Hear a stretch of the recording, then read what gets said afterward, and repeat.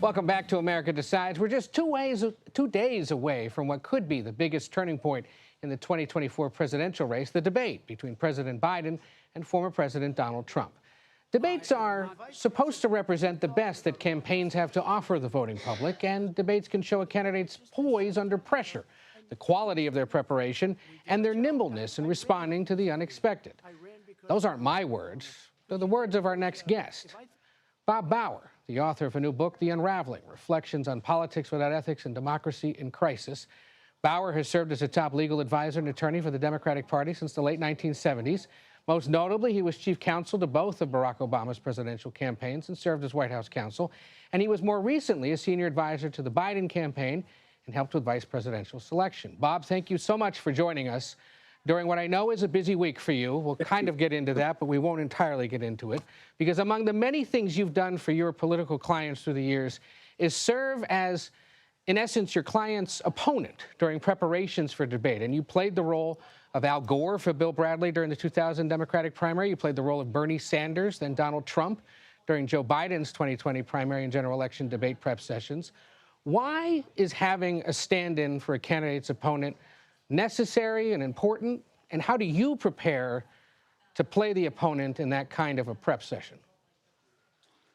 Well, thank you. The goal of the candidate preparing for the debate is to prepare, frankly, for the debate most likely to confront him or her. That is to say, to understand what that experience most likely will be like, what the opposing candidate will come in likely to emphasize, the tone that opposing candidate is likely to use, the style with which that argument will be made.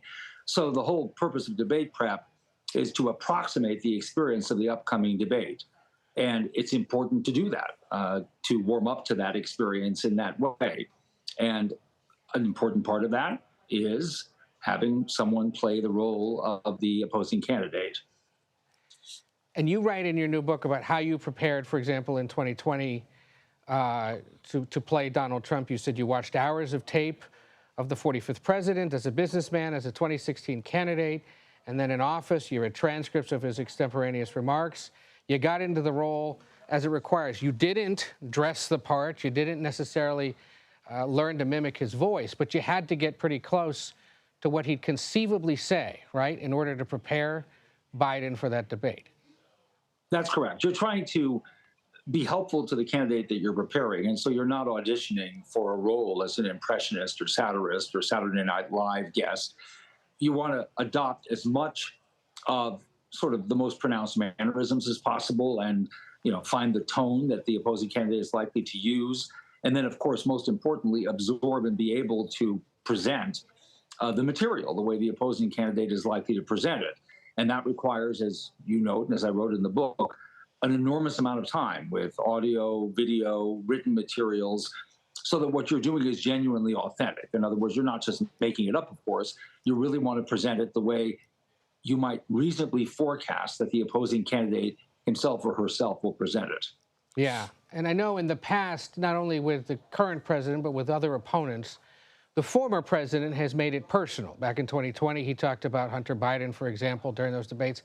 How do you prepare the president? How do you prepare any candidate to take those personal insults? I remember even in the book you wrote, you needed to become comfortable with heaving insults at Joe Biden. That can't be easy to do when you're preparing somebody who, is in essence your client, and often somebody in a position of great power. It's not easy. It's not comfortable, of course. But on the other hand, it's the job. I mean, you're not preparing the candidate unless, again, you're trying to do the best you can to create an example, sort of some kind of real experience of what that debate is going to be like. And if, in fact, the opposing candidate is a sharp attacker, a demagogue, whatever it may be, however personal the attacks are, however, by the way, fact-free the arguments or the attacks are, that is something that you are required to try to put before the candidate you're trying to help in the form in which you expect him to experience it. I know, or there have been reports from CBS and others that you are involved in this round of debate prep. Is there anything you can say, anything you're comfortable sharing about how it's going? I can't speak to this year's debate prep. I'm happy to talk about 2020 and the story in the book and the book as a whole, but I can't speak to this debate prep. Well, you ended up in the pool, right? Didn't you accidentally during that preparation? In 2020, I did. During a break, I was playing ball with the president's dog, Major, and my attempt to throw it the farthest possible distance to the dog's satisfaction launched me into the swimming pool up to my waist. So it was an entertaining moment in retrospect, an awkward moment at the time. One of the other things you did on behalf of Democrats back in the day is serve on a committee that recommended a series of changes to the presidential debate process and format. You talked about increasing chances for the candidates to engage directly with each other, or to end the sort of gaming of time-limited answers and instead allow them sort of a chess clock model where they have a total amount of time to use over the course of the thing however they see fit. Based on what you know about what's coming on Thursday night, does that get you closer to the preferred mode of debate that you and your colleagues had pushed for about 10 years ago? Yes, it comes closer for sure. It is more like the Kennedy-Nixon debates, candidates side by side, no audience, no theatrics, no entertainment tents, beer tents outside the hall, no tickets that are hard to come by.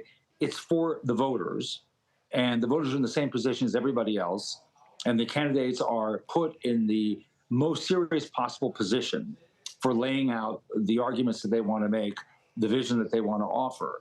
And that's really what this is about. In the chapter in which I discuss debates, I talk generally about lying in politics, the manipulation of voters, the deficiencies in our campaign discourse.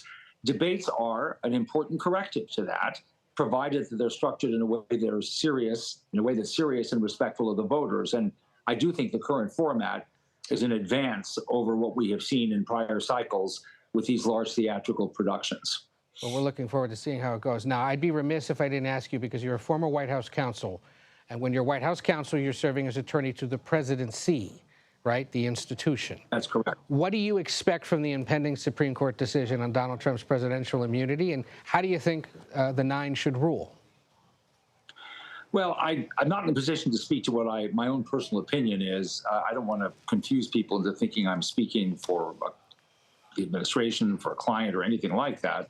But I can say that if you listen to the oral argument for a 2-hour span, all of the significant issues were raised and taken and debated actually quite seriously on the government's part, through the skilled advocate that they put forward, through the questions that the justices themselves asked.